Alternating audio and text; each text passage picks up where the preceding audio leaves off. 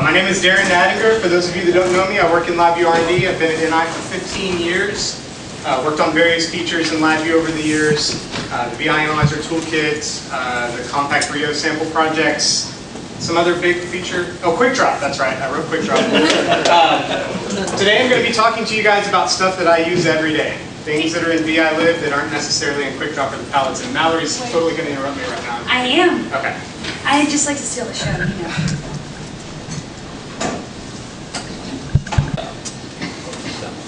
So there's a lot of caveats and stuff that I need to talk about before I get into the undocumented, unsupported VIs and VI Libs. I'm going to talk about those. And then we'll go straight into the hidden libraries and VI Lib that all of you guys are here to see, and then I'll have some final thoughts at the end. I have 50 slides, so I'm going to go fast. I started off with about 100, so this is the pared down version. All right, there is one and only one reason I'm giving this presentation, and it is to keep you guys from reinventing the wheel. There's nothing worse than somebody coming up to me telling me this awesome VI that they wrote and me having to break the news to them that that VI is already in Labview somewhere. So I want you guys to know about all those VIs. So let's do a glossary here. When I use the word useful, I mean more than one person found it useful at more than one time. My general policy is if there's a VI that I like, that I use, or that I've seen somebody use, it seems like something that could be beneficial to more than myself or that person, I try to add it to VI Lib. A library is just a group of VIs. I'm not necessarily just talking about LV libs here, just a group of VIs that all share a common purpose. When I say something that's hidden in VI Lib, it's obviously not hidden because I'm going to show it to you. What I mean is it's not officially documented, it's not officially supported, it's not in Quick Drop, it's not in palettes, it's just, it ships with Labview. And I'm referring to just the VI Lib folder that's in core Labview. Nothing I talk about in this presentation is going to be part of a module or a toolkit. Everything's part of core Labview. This is a good time for me to suggest that if you have a laptop, go ahead and launch Labview and follow along with me, because I'm going to be going through a lot of VIs, I'm going to be going fast, and it might be useful for you to just open up some of these VIs while I'm talking about them and just see what the big deal is. All right, so a disclaimer. These are not officially supported VIs. They're not in Quick Drop, they're not in the palettes. They just ship with Labview. They could theoretically change between Labview versions, right? A lot of these VIs I'm going to be talking about are being used by internal Labview features. In the past, we have made mistakes, and we have changed, well, I guess mistake, I should put in quotes. We've changed internal VIs called by our own features that people outside of NI happen to use, and we broke their code. Any of you guys are familiar with the configuration file VIs debacle in Labview 2009? That's the kind of thing I'm talking about.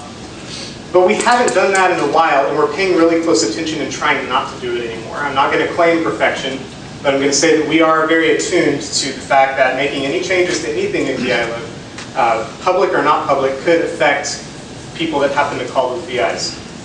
I will say that if we do break something, we're probably breaking our own stuff as much as we're breaking your stuff. So we're trying really hard not to change the interfaces to these VIs. If you don't trust us, just take the cool thing I tell you about in this presentation and make your own copy.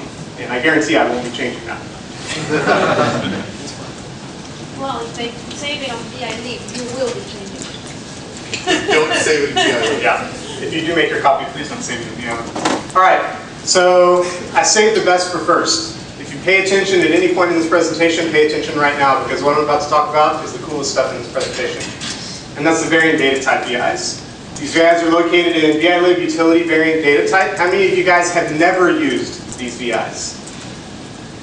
Awesome. Y'all are in for a treat. So these VIs will parse data types in Labview. So if you read the control terminal property of a control in front panel, the control terminal reference, one of the properties of that class is data type. You get the data type of a control terminal, and it comes back as a variant. These VIs let you parse those variant types. Prior to having variant data type, we had getType.lv. If you guys used that, back in the day before data types were variants, they were I16 arrays. And those VIs let you parse the I16 array data type, but we don't do that anymore, we just do the variant stuff. So if you're familiar with that. So in that folder, if you're following along on your laptop, which I hope you are, you're going to see several VIs that start with the word get. Get type info, get array info, get cluster info. And those are the ones that I'm primarily talking about, the ones that will get information from a variant about a data type. There's also some set VIs in there. Those VIs are kind of cool conceptually. You can have a data type expressed as a variant. Let's just say it's a cluster and it's got 2 elements in it. You can actually use the set VIs to take that data type and like add an element into the cluster. So now you have a variant that represents a cluster with 3 things in it. I've never actually used those VIs. I haven't needed them for any of my applications. I asked some people, you know, when you think of a time you might want to use these VIs, and Mercer suggested, well, if you've got some app where you're scripting new data types based on user input, then you can programmatically generate those data types from nothing with the set VIs. But you know, maybe some other people have some cool use cases. All right, so how do these VIs work? Get a variant that represents a data type. I don't care how you get it. I've got a bunch of things shown right here. For myself, most commonly, I'm using the middle one there, reading the data type from a terminal. And so now I've got a variant, right, that represents the data type of something. Now I can use the variant data type VIs to parse that variant. So we can see the first VI I call in the screenshot is get type info. That's going to return an enum to me that tells me what the data type of this thing is. It might say cluster or array or double or path, or you know, it's just going to tell me what data type is this variant. Then depending on that, I can use the other get VIs in the variant data type folder to parse it further. For example, if it's an array, I can get the number of dimensions of the array, and I can get the type of thing that's in that array. If it's an array of numerics or an array of paths. If it's a ref num, I can get what type of reference it is, and if it's a VI server reference, I can get what class and VI server it is. If it's a Labview class, the variant represents a Labview class data type, I can get the Labview class file name, and I can get the fully qualified name. So there's a dozen, maybe more get VIs in the folder that will give you type-specific information. So one caveat that Mercer asked me to add to this presentation, if you're using the value property to get a variant, it's kind of weird if you're dealing with variant controls. So if you have a variant control in your front panel, and in that control there is numeric data, then if you use the get type VIs to get the type of that variant, you're not going to get variant. You're going to get I32 or whatever the type is in that guy. So if possible, that's why I was mentioning it earlier, use the terminal data type property, because on the terminal on the diagram, that's going to be variant. That's not going to be I32. But this won't work if the thing you're looking at doesn't have a terminal, like it's something inside of the cluster. So anyway, Mercer's caveat slide has now been covered. Just a few use cases. Why are these VIs so awesome? Here's a few right here. We got an enum on the diagram that has the days of the week in it. We use get type info and find out that it's an enum. The get numeric info VI will return you an array of strings that are the strings inside the enum. And your code doesn't even have to look that complicated. If you just wire the enum directly into the get numeric info VI, you'll get an array of strings. That's the names of the things in the enum. So pretty darn useful. Here's another VI. This is something I use in the VI analyzer. I want to know if a data type is an error cluster. So first I see if it's a cluster. Then if it is, I see if it's got 3 things in it. Then if it does, I see if the first thing's an I32, the second thing's a Boolean, the third thing's a string. And if all those conditions are met, this data type is an error cluster. If you would find this VI useful, it actually ships with Labview. I'm going to talk about analyzer utils LLB later in this presentation, but this VI is in there. So here's a question for the audience time. Why didn't I just do this? That totally works. If there's an error cluster in that variant, the variant to data function will return no error, and I'll knock that and find out that it's an error cluster. Why doesn't this work? I mean, it works, but why would no one do this? Steven, you already know. This is why. So the code says that a Boolean, a double, and a string is an error cluster. That is not correct. Variant to data is going to convert your data even if it doesn't exactly match, which is pretty useful actually. I've actually used that trick before where I know I have numeric data. I don't really know exactly if it's an I32 or a double or a single or an extend or whatever, so I just cast it to extended and know that that's going to have the value. I've used that trick before. That trick, unfortunately, right here is going to tell us wrong information about data types. That's why I have the VI on the previous slide. So one of Darren's general rules, if you are dealing with values of things, use the variant to data function. If you're dealing with types of things, use the variant data type VIs. Write it down. All right, so there's some other cool stuff in the variant data type folder besides the get info and set info VIs. One of them is check for contained data type. So wire in a data type and then wire in enum saying path. And if this is a big cluster with a bunch of clusters inside of it and arrays and whatnot, if there's a path anywhere in there, this VI will return true. This is useful for like debugging, parsing, finding out which of your types use some troublesome type or something. Use that anytime. In Labview 2013, I added this VI into the variant data type folder. You give it 2 paths of VIs, and it will tell you if those VIs are compatible for a dynamic call. This is useful for plugin systems where you've got like a template VI that has the COM pane that you know you're using for dynamic calls. Give it a path to another VI, a plugin VI that you want to call, and this will tell you if you're able to actually call it. The reason this VI is useful is because it doesn't load the VIs into memory. It just parses the type information from the VI file on disk, so save you some time. So you won't get the buzzword. A couple of other VIs in that folder, Labview 2010 and later, we have a VI that will tell you if a data type has a type def somewhere in it, and we also have a VI that will disconnect type defs in a data type. All right, so this one's pretty cool, but it requires some explanation. In Labview 2011 or later, we have variant flatten exp.vi. So, some background on why we need this VI. If you take a variant and run it through flatten string, and then take that flattened string and unflatten it, the format of the variant data that you flatten is 100% guaranteed to change between Labview versions. So if you take a variant, wire it in a flattened string in Labview 2011, go into Labview 2012, try to unflatten that variant, it will not work. Unless you're using this VI. What this VI lets you do is, it's a flattened string basically, but it lets you specify a minimum Labview version in which Labview is able to successfully unflatten that data. So if you have data that you're saving to disk and you need to load it in another Labview version potentially, use this VI. If you have data that you are flattening and sending over TCP and the other side is a different Labview version that's unflattening it, you should use this VI. Yes, Mike? When you flatten it, will the later version be able to open a previous version? So the question was, when you flatten it, will a later version be able to load a previous version? When you flatten it using this VI, you specify a version number, and any version of Labview that's that version or later will be able to unflatten it. I'm going to show a screenshot here in a second. It'll make it a little more clear. So if there's any chance that you've got data that's going to be flattened to a variant data, I need to keep clarifying, that's going to be flattened and unflattened across Labview versions, you should use this VI. So what does that mean? How do you use this VI? So instead of calling flatten a string, call this VI. So in the top picture here, and I realize I have 3 screens and I'm always playing in the middle one, sorry. So take your variant, flatten it to a string, and specify the minimum Labview version that you want to flatten it to.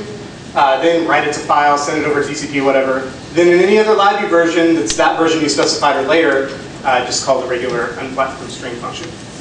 Yes, Justin? How do I know those magic hex numbers? How do you know those magic hex numbers? I push the button.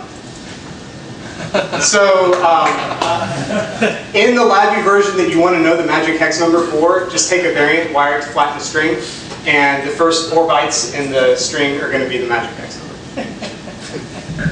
Sorry, I don't have a better way, other than putting it in the slide and telling you.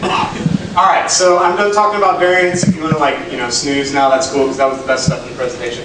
Now I'm going to talk about some string stuff. Oh, we have one more question now. Yeah, one question about that library. The one thing that tripped me up when I first started using that was with an array. When I got the dimensions of the array, if it wasn't a fixed size array, like something in FPGA or something like that, I would just get infinite for the size of that. So, oh, you're talking about the get array info VI? Yeah, so I know that the size is actually part of the data. Is there another VI somewhere that makes it easy so I don't have to go in and parse through the data to get the size of an array? Okay, so the question was, is there a way to get the size of an unbounded array using the get type info VIs? I don't think so, but I'm not sure. No, you use array size. I think the size of the array. Well, I think he's talking about inside a variant. So array sizes work if you had like an array data type that's got a variant. The array data types only work on data type. There's no data involved. Yeah. So there's no. That's true. That's a good point. That is something that I should have mentioned. And it kind of goes back, I won't go all the way back through the slides, but remember when I said if you're dealing with values, use variant to data. So that's the thing. When you use the variant data type VIs, there's no value stuff to speak of. Those VIs don't understand or realize the value. Yeah, I understand that. I was just wondering if there was another VI. Not that I know of. Do that. Not that I know of. All right, so I'm going to keep going here. Now I'm going to talk about some VIs for dealing with strings. So look in VI-lib advanced string. There's some really cool VIs in there. Just VIs for things that are a little more advanced than what you find on the string palette. They generally fall into two categories. Some VIs that do some special string to path to string conversion. And then VIs that are just like some cool thing you need to do with strings that you wish you had a VI for. There's currently in Labview 2013 11 VIs. I'm only going to talk about a couple of them here. First, I'm going to talk about the VIs that do command line string generation. So if you go look at those VIs right now, they all have context help, which is pretty useful. You can basically wire a string. The one I use the most, I don't use the first one that much, but I use the second two quite a bit. Taking a path and converting it into a string that can be used for calling on the command line. The way that's done is different across desktop platforms, Windows, Mac, and Linux, and these VIs handle those differences. In Labview 2014, those top two are going to be in Quick Drop and in the palettes. I lobbied to get the other one in as well, but they didn't want to. So. Oh, and I'm going to mention Labview 2014 features several times throughout the course of this, so that's cool, I guess. Okay, so I asked Eli, he said it was okay. So the top VI here, escape string, really simple. You give it a string that has characters you want to escape, and it will escape them. And it does the reverse too. If you wire in a different value to that boolean, it'll take a string with escape characters and turn it back into regular characters. I've written that code multiple times before I found out this VI was here. So that's what I'm trying to, again, we're not reinventing the wheel. Okay, so this one is really cool. This is search 1D array, but for string arrays and in a smart way. So you've got a string array, and instead of giving it an exact string to match, you can give it a pattern. And I believe this pattern is the same kind of pattern that match regular expression uses. But in my case, I've just got a string there. I'm trying to find any string that has the word fail in it, in case insensitive, and it finds it. So that's a really nifty VI. All right, so let's talk about file I/O stuff. There's Librarian. She's been around forever. Well, not forever, but a long time. Go check out those VIs in librarian.llb. Yes? She's been around so long that her LLB name had to be 8.3. Yeah, her file name is 8.3. That's how long we've had Librarian. We couldn't actually spell out the word librarian. We had to put a Y in there. So, yeah, a lot of people, when I refer to this library, I spell it this way, and people think I'm misspelling something. No, that's really what it's called. So the VIs in this LLB are useful for just a ton of file I/O operations. And one of the cool things is that they work on files inside or outside of LLBs. Many times I've used functions on the file I/O palette to do stuff and gotten errors and realized it's because I was trying to move something that was like in an LLB. So the VIs, for example, the move primitive, if you give it a path to something in an LLB, it returns an error. The librarian move VI does not do that. It does the move just fine. So a lot of the things in librarian don't necessarily have to do with LLBs. They're just useful file I/O functions, and they're already on the file I/O palette. Recursive file list, get file extension, check if file or folder exists. Those VIs are official and documented, but they're also in here. But there's several things in this LLB that are not official, and that's what I'm talking about in this presentation. If you are looking through the files in this LLB, which hopefully many of you with your laptops open are right now, you're going to see the term VI library in the names of a lot of these VIs. That's not talking about LB libs. This thing's been around since Labview 5.0, maybe earlier. There was no such thing as LB libs back then, so a VI library was an LLB. So keep that in mind while you're browsing through the VIs in this LLB. The VI library refers to LLB. So a few useful things in this LLB. I use this VI all the time. Create directory recursive. You give it a path, and if that's a path to a folder that doesn't exist, it creates that folder and any of the folders that need to be there for it to exist. If that folder already exists, this VI is a no-op. It just does nothing. I use this constantly just to make sure there is a folder that can contain this file that I want to save before I try to save the file. Similarly, be careful when using delete directory recursive. Don't wire C:/ to this VI, please. There is a delete function on the file palette, and it has a recursive input. So the delete function on the palette does this, but If it hits a read-only file halfway through, it bails and returns an error. This guy keeps going. Oh my. When you wire the keep deleting on error equals true input. So if you've got a folder somewhere and you want to get rid of everything and you don't care if there was a read-only halfway through, wire in a true there and it'll just keep on. It'll still return the first error that it found, but it'll just keep going. Yes, Jim? It's also worth mentioning that the empty string is root directory. Yeah, so don't. Hey, I documented this VI. Look, be careful when using this VI. It's in the documentation, guys. You need swords on the icon. Well, it's got the red X. That's pretty scary. And I know this because the OpenG version used to accept empty strings. Yeah. We raised that as an error condition because we figured nobody would ever want to delete all the data on all the disks on their computer. So we could do that, or I could just point to the documentation. Yes, Mark. When you said it deletes read-only, does it still adhere to OS secure permissions? It doesn't delete read-only. That's the point I was trying to make. If it hits a read-only file, there's going to be an error when trying to delete that. It's going to keep going and try to delete other stuff. And then this VI is really useful if you're writing a UI where people are maybe specifying the names for files that they want to save. This VI will tell you if a string name, just any string, can be a valid file name for the platform that you're on. So if you type in my VI question mark, this VI will return a true that name has a conflict in it. It has inputs that'll check, can it work on all platforms? But it doesn't check multi-byte characters. So if your UI is going to potentially be used in other languages, this VI just says, no, I'm not going to look at the string because it's got multi-byte in it. If you need to check multi-byte characters, this is one of those things that I wanted to have a slide on, but just didn't, it wouldn't fit. VI-lib utility multi-byte is another cool location. I don't talk about it in the presentation, but in there is name multi-platform allow multi-byte VI. That does pretty much what this does, but also allows multi-byte checking. All right, so file version info. This is a Windows-only VI. Sorry, Justin. I'm just looking at their Apple laptops up here. Running Windows VM. Oh, that's right. You guys all run Windows VMs anyway. So point it at any DLL or any EXE. Doesn't have to be Labview built, anything. And it'll give you all that version information about the file on disk. So you can see I'm pointing at some Windows System 32 DLL and getting information on it. That's pretty handy. All right, so LV file, VI-lib utility LV file. Hopefully you're following along. These are VIs that allow you to learn information about Labview specific file types. The main VI is get file type VI. So kind of like the data type VIs I was talking about before, you wire in this case you wire in a path to a Labview file type, and it'll tell you what kind of file that is. You can see I wired in a path to a Labview class file. It tells me it's an LV class. And there's a bunch of other VIs in this LLB that are built off of that VI that can tell you things like, can this live in an LLB? Is this a Labview document? Is this a library? Is this a VI? So ways to parse Labview file types. One of the cool VIs is get file type icon image. So pass it the path to a Labview file type and it will return a picture of what that file type's icon is for the OS. This is a time for a quick aside. There is a huge library of awesome glyphs pertaining to all Labview file types that ships with Labview.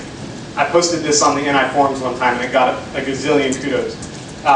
Labview Resource Framework providers icons.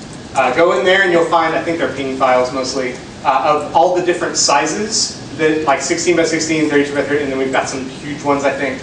But like all the Labview file types, there's pictures for them in that folder. So if you need those for any reason, maybe building UIs that have trees that show Labview file types, that's a good place to find them. Yes? Is it something different than the glyphs on the website?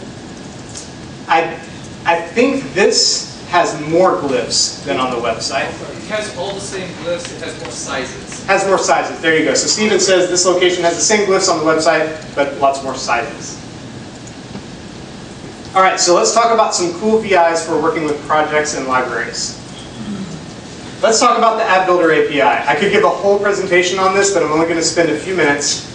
These are VIs that allow you to create and edit build specification types like exe, DLL, source disk, etc. These are not these VIs. These are the simple App Builder VIs. These are documented on the palettes. They're official. You just wire in a name of a build spec and say build, and it'll build it, or clean, and it'll clean it up. I'm not talking about those VIs. I'm talking about VIs that let you do all of this. So this is a VI that, here, let's go through the steps. It's making a new source disk build, adding a new destination, changing the always include on some files, changing the destination of another file, turning off auto increment, manually setting a version number, and then committing the settings to the project and building it. So these VIs allow you to programmatically create new build specs and manipulate existing build specs. Okay, so someone asked if there's one for installers. Give me 25 seconds. Okay, so we made some improvements to the App Builder API in Labview 2014. One of them is that if you've ever used it, I'm assuming a few people in the room have used it, some SEs I know have used it. We've added more functionality, just sort of filling out some of the functionality of what the API can do. We've also added examples in Labview 2014, so if you go dig around in those VIs right now, you might get a little overwhelmed because there's just a gazillion of them and really nothing showing you how to use them. In Labview 2014, I'm adding this examples folder that has examples like the previous slide that I showed you. We also added an installer builder API in Labview 2014. So that's going to be in VILib installer builder classes, and it's going to have examples as well. Again, I will reiterate the caveat from earlier that these are not officially supported. Please don't call the AEs and ask them how to use these APIs, because they will scratch their heads as much as you do. But if you want to play around with them, especially in Labview 2014 with the improvements we've made, go for it. So I wanted to mention something about build spec versioning. If you've ever wanted to programmatically manipulate a build spec, chances are one of the things you really wanted to do was programmatically change the version of the build spec. It's a very common request. And you can do it with the API that I just talked about. In Labview 2014, we're actually adding some simple VIs to the palette for the build spec versioning. So back to talking about the simple API, where you can say, I want to build this build spec, or I want to clean this build spec. We've also added 2 VIs to the simple app builder palette. So these are official VIs. They're fully documented. That will allow you to read the version number of a build spec in your project or set the version number of the build spec in your project.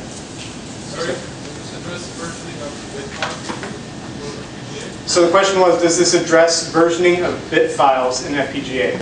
These VIs will work to set the build spec version number of an FPGA build spec. I'm not sure if that's the version number you're talking about or not. I don't know if there's right now a way to stack the version inside the bit file. I don't know either. So the questions were about FPGA bit files, and the answers from me were, I don't know. All right, so moving on. VILib utility edit LV proj. These VIs are in Labview 2012 and later. These VIs let you do stuff to all the crap in your project. So call that first VI, and it gives you references to every single target, every single library, every single VI in your project. Then do something to all of those things, whatever that something happens to be. Then you can save all on the project. So this is useful if you have to just go through a project and do something to everything. So if you guys have ever talked to me about renaming libraries and classes, you know my personal policy is that I never rename libraries and classes. I come up with their names, and that is what they are forever. And that is seriously the policy that I advocate. There are other people that think it's a good idea to rename libraries and classes, and that's cool, I understand. If you need to programmatically rename or move a library, we have VIs that help you do that in the edit LV libs folder. All right, we're good on time. So VILib utility LV class, VIs that allow you to mess with classes. All the stuff, most of the VIs in the Labview class folder, the Labview class palette live here. But there's several things in there that are pretty useful that aren't official as well. A new VI that we added in Labview 2014. So I posted this VI on Lava a while back.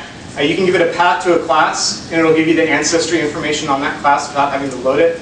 So I thought, oh, I'll be clever and I'll add this to VILib because lots of people could use it. And I showed it to Mercer, and he came up with a way better way to do it than I did. So his way better way is the one that ships in Labview 2014. So yeah, it'll also parse classes that are in memory if you want. That's why it has the app reference input.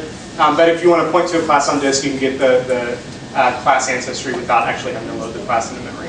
Question, Brandon. Does that work in the runtime?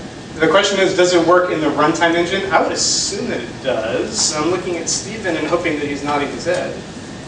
Oh, no, he's not nodding his head. He's looking as confused as me.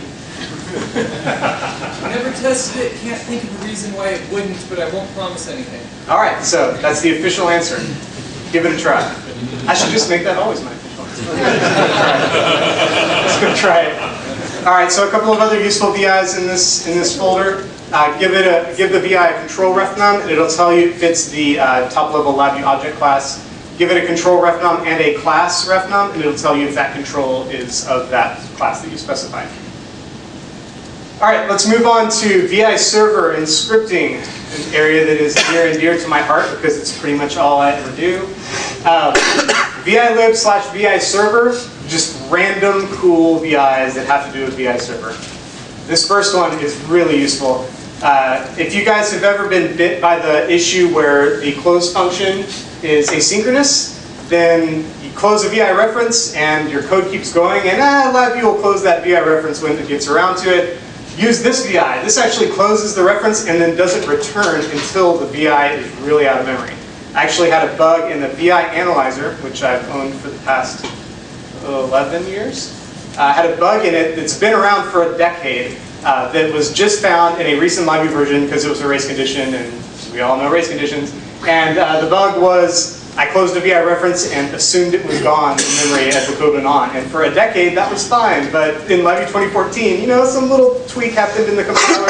Code got just a little faster here, and the race condition popped up. And I fixed it by seriously using quick drop to replace a closed reference function with a closed VI reference and wait until VI leaves memory VI. So if you really need a VI to be out of memory before you move on, call this VI. Yes, Justin? Would you go so far as to ever recommend to just default to using this? So the question is, would I recommend always using this no matter what? No, because most of the time the asynchronous nature of closed reference doesn't really matter, but sometimes it does, and that's when this VI helps. Yes, Jim? So if you open a reference to a VI and it's not running top level, or it's not a top level VI, then somebody else might be holding it in memory because they've got a reference to it. So I think this is really useful when it's like I'm opening something and I know I'm the only one who has it open, I'm doing stuff on it, saving it, closing it, moving on to the next thing. Yeah, that would be useful for knowing that situation. There's also a timeout in this VI, so if we try to wait until it leaves memory and it never does, then we just go on and a timeout occurs. Yes? Also, this one with timeout if the panel's open. That's true. So if your VI panel is open and you try to close the reference, we're not going to close the panel, so the timeout would occur in that case as well. Another useful VI in here has to do with UIDs. If you've ever written scripting apps or needed to know a unique persistent identifier of an object on a diagram or a panel, you can read its UID with the property down there on the bottom. Now if you store that UID off somewhere and then later on you need to go identify which object that UID referred to, you would use this VI that's in Labview 2010 and later, giving it a UID and getting a object reference out to have a reference to that object. All right, so here's another one that's new in Labview 2014. This is another one that we could spend a lot of time talking about, but I'm not going to. This is a VI that, given a VI name and a desired clone number, we will give you the fully qualified clone name that you can then wire into an open VI reference function and open a reference to the clone VI. Use with caution is the note in this VI's description. Again, I'm not going to go through all the details, but this is a very useful VI when you're having to debug systems where there's a bunch of re-entrant VIs in memory. It's going to be in VI server in 2014. If you need it in 2013, you can Google the VI name, and there's a long thread that Stephen was part of where he posted this VI in 2013. Yes, Justin? Who wrote the use with caution code? So anytime you see that much text in a VI description, it's almost always Mercer that wrote it. By the way, almost a lot of stuff in this presentation is just me and Stephen adding stuff to VI Lib utility to try to help you guys. That's most of the stuff in this presentation. Not something like Librarian that's been around for 500 years, but some more newer stuff. That's Stephen and me thinking, this could really be useful to people, and this is one of Stephen's contributions. All right, so Traverse. I love Traverse. I put that picture up there because Christina Rogers totally teases me about that VI icon. She always says, Traverse. So, but anyway, yeah, so these are VIs that allow you to parse panels and diagrams. The VI Analyzer Toolkit makes extensive use of the VIs in this LV. In fact, Traverse for G objects I recommended to people so many times that we eventually added it to the VI server palette, or I guess the scripting palette. So there's some other things in that traverse ref LLB that are really useful. I use this VI all the time. It's a wrapper for traverse for GObjects, but you give it a label of something and it'll give you back a reference to that single thing. So traverse for GObjects, which again is in the palettes, or a quick drop if you want to try it out. You just tell it, I want references to all the tab controls in my VI, and it'll return an array of tab controls. This VI, you say, I want the tab control named tab 1, and it'll give that single reference to that guy. So I use this guy a lot. He's not official, but I use him a lot.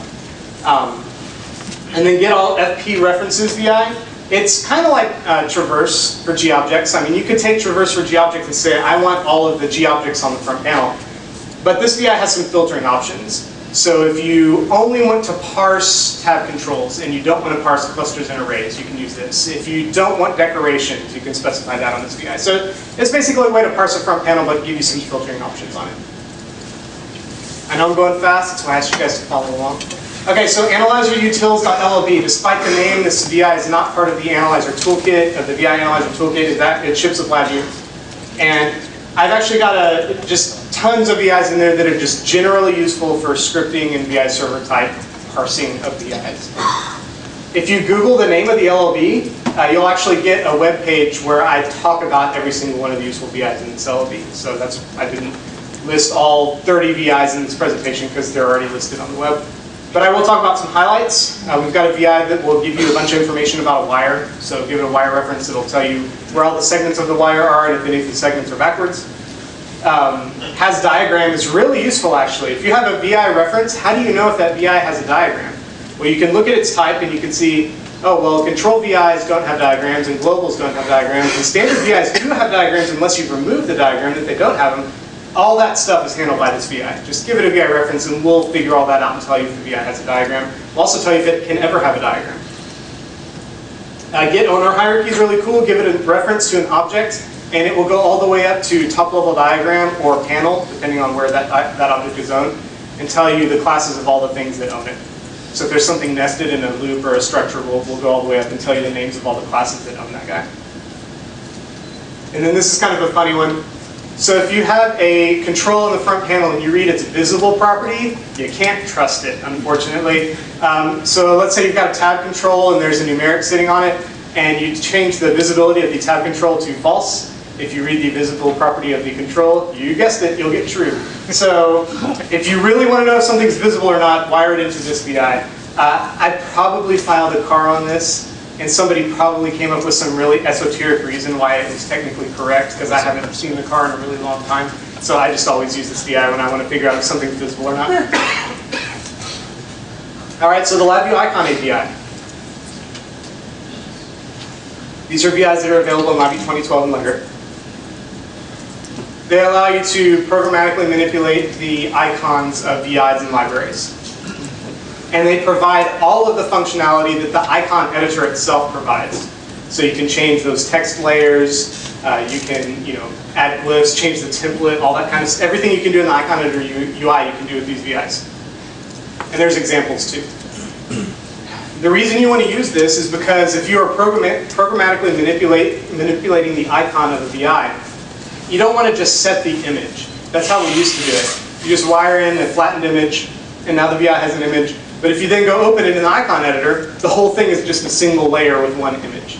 If you want to preserve the text lines and the glyphs and like the transparencies and the template and all that stuff, use the API, because all that stuff gets lost if you ever use those get and set image data methods on the VI class. Okay, so user tags. These are really cool. User tags are a way to tag objects in a VI or to tag the VI themselves. It's basically a way to take data and store it on an object. So instead of having a separate data store with some sort of mapping, you just take the data and just stick it sort of hidden, I guess, onto that object. There's methods in VI server that these VIs wrap. So if you guys have scripting turned on and you drop an invoke node, you'll find the get tag, set tag, remove tag methods. And I could talk about all the different apps I've used this for. Just one real quick, just to give you an idea of a use case for these VIs, or for the tag stuff. I had this app where I had a floating window that was sitting off to the side that provided information about things on a front panel. And like, so you'd have your front panel in edit mode, and you'd be dropping controls and renaming controls, and this little floating window sat there. And you could assign information to the controls. Like, I want to map this numeric control right here to some data, and I want to map this string to some data. And I used tags for that information, and what that allowed me to do was, if you took the control and renamed it, or if you made a copy of it, or you deleted it, I didn't have some separate data store I had to deal with to try and synchronize that data, because those pieces of data I had per control were just stored as tags on the controls themselves. Tagging works for VIs, works for controls, works for anything on the diagram. You can tag diagram objects if you're writing a scripting application. Yes, Norm? Runtime engine. Do the tags work in the runtime engine? I don't know. I believe the answer is no. I wouldn't be surprised. It's an editor-only feature. Yeah, you're storing up. Yeah, it couldn't work in the runtime engine. Maybe you could read tags. You can set it with Norm, put it in. You might be you know what, Norm? I think you should try it out. All right, so we've got these VI wrappers. Why would you want to use the VI wrappers instead of just using the native invoke nodes? And there's several reasons. The main reason for me is that if I want to find out all the places in my code where I'm tagging stuff, I can do a VI search very easily for these tagging VIs specifically, as opposed to a text search where I type get tag and hope that it returns all these invoke nodes that say get tag on them. There's this is persistent Boolean where it defaults to false. So if you forget to wire is persistent on the invoke node, then it doesn't actually persist whenever the VI is saved. I've never had a case where I had a non-persistent tag, so the VIs let you not forget to wire that.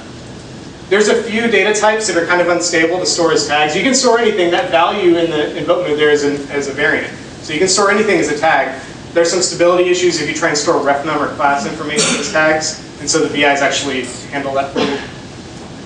And the another good reason is that NI uses tags on stuff a lot internally. For a lot of internal features, we tag VIs. You may not even know it, but a lot of the VIs that are part of Labview, or that you make copies of, or that are in palettes, have various tags assigned to them for our own internal purposes. So I actually, in the VIs, if you call the user tags VIs, I prefix all of the tags that you store with user dot, so you don't have to worry about your tags colliding with NI's tags. All right, miscellaneous stuff that didn't fit into any of the other categories. High resolution relative seconds. This VI is awesome. It's in VILib utility. It was written by Rob Dye, if you guys remember his lightning talk the other day. It is a way to get much better precision on timing than using the tick count function. It's been around since Labview 2010. We're actually going to put it in QuickDrop in the palettes in Labview 2014. But it works on all the desktop platforms. It works on RT. It works in Built-exe. See, this one I actually tried before I put the slide together. And as you can see from the screenshot, you just get a lot better resolution than the tick count primitive. So all of your little 3-frame sequence structure things, start using this VI instead of the tick count. Yes, Mike? So how does that compare to the get time, the one that returns the timestamp value back? So we've got you're talking about the get date time function? Yeah, and it returns a timestamp, and you convert that to a double, and you can subtract that. Right. I would assume that the resolution provided by this VI is better than the resolution provided by that function, but I'm not certain. How long is it in seconds? I'm not saying it's in seconds. I think it goes to milliseconds. Yeah. Sorry. It's pretty small. Yeah, but I think the smallest resolution that it provides, like even with the converting of the double, the smallest resolution provided by that function is milliseconds, I think. I'm pretty sure. Okay. All right, so VILib tree. Programming tree controls is hard. Lots of people have written APIs for it. I would love for us to have a better API in Labview. We don't have one right now, but we do have VILib tree, which has some miscellaneous VIs that are useful for programming tree controls. One of them is the tree sorter. It's a way to very easily provide a custom sorting algorithm for the contents of a tree. So this UI you see here on the picture is none other than the VI Analyzer results window. And in the VI Analyzer results window, we've got 3 categories of tests: high priority, medium, regular priority, and low priority. The high priorities get a little red exclamation mark. The low priorities get a little blue eye, and the regular priorities don't get a picture. And if you look at the results window, you'll see that I sort them by glyph and then alphabetically. So all the high ones are up top alphabetically, then all the normal ones, then all the low priority ones are at the bottom. And this was really easy to do because I just wrote a really simple VI that looked at it, and if you look at the tree sorter, you'll sort of figure out how this works. It looks at you just write a VI that will compare two tree tags and say which one should go before the other one. And then if you call the tree sorter API that's in this location, it just calls your plugin VI to sort the entire tree, comparing all the items in the tree. So it's pretty useful. We've got a VI in there that'll copy the contents of one tree into another tree, if you ever happen to have the need to do that. We've got a VI in there that will return all the child tags of a given parent tag. And show scroll bar is used by many, many G-based features of Labview, where if you do something on your panel to change the appearance of a tree, we just call this VI and it will show or hide the scroll bars on the tree accordingly. It'd be nice if that was native functionality. It's not right now. So yeah, basically what you're going to find yourself doing is you're in your event structure in the item expanded, item collapsed, mouse up, mouse down, like basically in several of the events you're just going to drop this VI because you're going to just say, something on the tree changed, go figure out if the scroll bars need to be there. And these are pretty cool. So if you've ever written a UI where things can dynamically change in position depending on something the user does, you know that it's hard. Here's an example of a UI with a twisty. So we've got some information and then you click on the twisty to see details. If you guys, in App Builder, it has the status dialog, or the finished dialog, you click and you can see the details. There's VIs in VI Utility Dynamic Position LV that make it a lot easier to make these resizable UIs. So this UI right here, to obtain the functionality where I click details and it expands down, I think I had to drop 3 VIs and wire them together, and now I've got a resizable UI. So the screenshot is of the breakpoint removal tool, and so if you want to go browse that VI right there specifically, you can go see how I use those VIs to make this work. All right, so this is not in VI-lib, but I thought it was useful enough to go ahead and mention in this presentation. These are VIs that allow you to read and write to the Labview Icon file. So they are not in VI-lib though, they're in resource. So if you go in resource, you'll find resource dialog. You'll find lvconfig.lv, and there's VIs in there that allow you to write and read INI tokens in the Labview INI file, regardless of its location. As you can see, I didn't have to wire in a path to the VI. I just wire in the INI token that I want to set. But unfortunately, super secret CLA features doesn't actually do anything right now. Maybe it will someday. But let me go ahead and give you guys my final thoughts. So we should probably put it in there just in case, though. All right, so got a few final thoughts for you guys on this stuff. If you have anything that you think would be useful for us to ship in VI-lib, post it to ni.com. I've been assured by Steven, who likes talking to a lawyer. He loves talking to lawyers. I've been assured by Steven that once something is on ni.com, we can put it in Labview. And so if there's something that you think would be useful for more than one person and more than one time, post it to ni.com, and then we can assess whether or not we want to actually ship it to Labview or not. If there's anything I talked about in this presentation that you feel passionately should be an official supported feature in Labview, then go post to the ID Exchange. If you really wish that every single thing I talked about was already in QuickDrop in your palettes, I got you covered. Go to VIPM, search for hidden gems, and every single thing that I just talked about, I've got added to QuickDrop and the palettes for you. If you happen to use the palettes, why? But if you do, there's a little, it adds a palette with a little picture of a gem that I got from our icon designer. It looks really cool. But yeah, every single thing I talked about, almost every single thing I talked about in this presentation is in the package that we get installed. So that's it, everybody. I've got a community group. Go Google Hidden Gems in VI-lib.